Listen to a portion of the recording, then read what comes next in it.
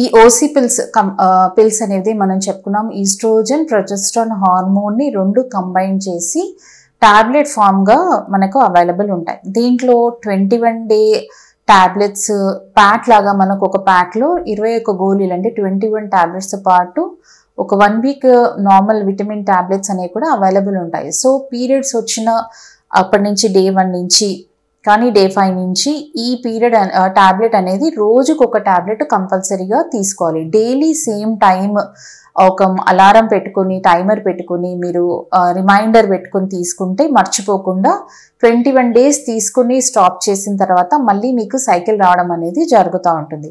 So కొంతమంది ఏంటంటే మర్చిపోయి ఒక్కొక్కసారి ఒక పిల్ తీసుకున్నప్పుడు సో గుర్తు రాగానే వెంటనే ఒక రోజు స్కిప్ అయితే next day 2 tablets at time తీసుకోవడం అనేది చాలా అవసరము.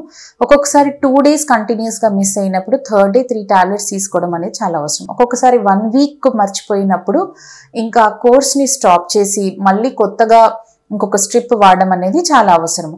సో కొన్ని కంబైన్ పిల్స్ అనేవి 90 డే కోర్స్ కూడా కొన్ని సందర్భాల్లో ఇవ్వడం అనేది జరుగుతూ ఉంటుంది.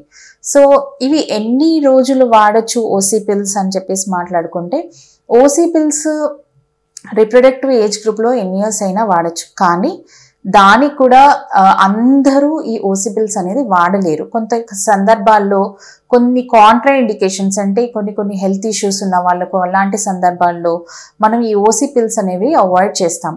సో ఎవరికి ఈ కంటిన్యూస్గా ఓసీ పిల్స్ వాడాలి అనుకున్నప్పుడు రెగ్యులర్గా హెల్త్ చెకప్ చేసుకోవడము, ఏదైనా ఇతరత ప్రాబ్లమ్స్ ఉన్నాయా రెగ్యులర్గా అల్ట్రాసౌండ్ స్కాన్ చేసుకోవడము, ఇంకా అదర్ రిక్వైర్డ్ ఇన్వెస్టిగేషన్స్ చేసుకొని ఏమీ ప్రాబ్లమ్స్ లేనంత వరకు ఈ ఓసీ పిల్స్ వాడడం అనేది ప్రాబ్లం ఏమీ ఉండదు. కానీ కొన్ని సందర్భాల్లో ఓసీ పిల్స్ చాలా కంటిన్యూస్గా వాడడం వల్ల కొన్ని రిస్క్ ఫ్యాక్టర్స్ ఉన్న వాళ్ళకు హార్ట్ ప్రాబ్లమ్స్ రావడము, స్ట్రోక్ రావడము, థ్రాంబోసిస్ అంటాం అంటే బ్లడ్ వెజల్స్లో క్లాట్స్ రావడం కూడా మనము చూసిన సందర్భాలు ఉన్నాయి.